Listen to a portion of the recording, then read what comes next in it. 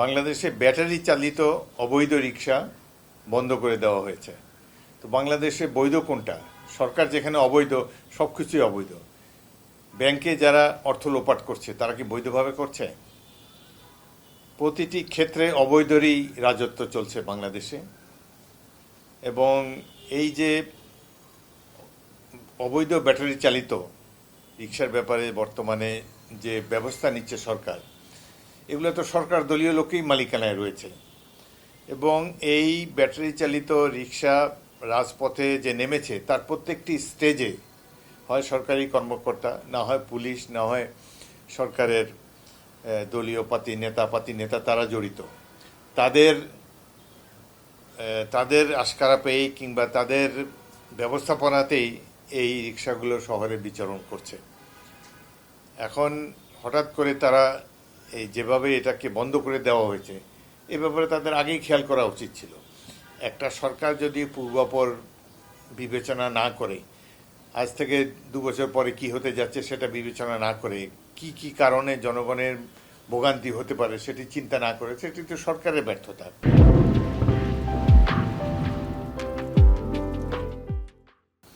নিজেদের ব্যর্থতা ঢাকতেই তারা বিএনপির উপর দোষ চাপিয়েছে। এই প্রক্রিয়া তো বিএনপির কিছুই নেই। বিএনপির নেতাকর্মীদের এখন প্রধান কাজ হলো আদালতে হাজিরা দেওয়া আর পুলিশের রোষানল থেকে পালিয়ে বাঁচা। শুধু তারা নিজেদের ব্যর্থতা ঢাকতে বা তাদের দুর্নীতি ঢাকতে এই বিএনপিকে এটার মধ্যে জড়িত করা হয়েছে। এই একদিনে তো আর এই ব্যাটারি চালিত রিক্সা রাজপথে নামেনি।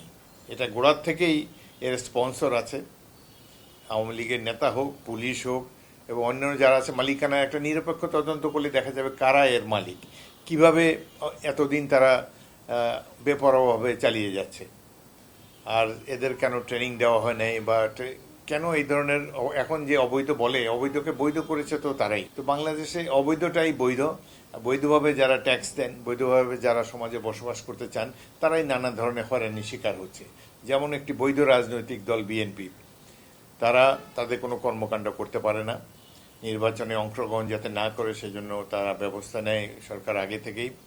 এবং এত অসংখ্য মিথ্যা মামলায় জর্জরিত। নির্বাচনটি হলো বিএনপির সকল নেতাকর্মীকে জেলে পুরে তারা একটা নির্বাচন করেছে। তো বৈধটা কি বাংলাদেশে?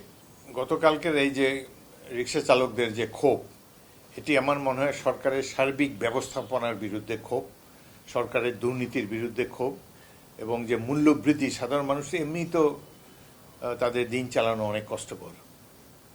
তো বাজারে গেলে নিম্নআয়ের মানুষের জন্য দুর্গতির কোনো সীমা পরিসীমা নেই বিভিন্ন কারণে। এবং এই যে বাজারে যে জিনিসপত্রের দাম বাড়ে, এটি তো চাঁদাবাজির কারণে। যেখান থেকে কুমিল্লা বা নরসিংদীতে যেখানে শাকসবজি উৎপন্ন হয়, সেখানে যে মূল্য, ঢাকায় আসতে আসতে কয়েক গুণ দাম বেড়ে যায় কেন? এখানে পুলিশের চাঁদাবাজি আছে, আওয়ামী লীগের মাস্তানদের চাঁদাবাজি আছে, ব্যবসায়ীদেরও অতি লোভের প্রবণতা রয়েছে। সব কিছু মিলিয়ে সরকার এগুলো তো নিয়ন্ত্রণ করে না।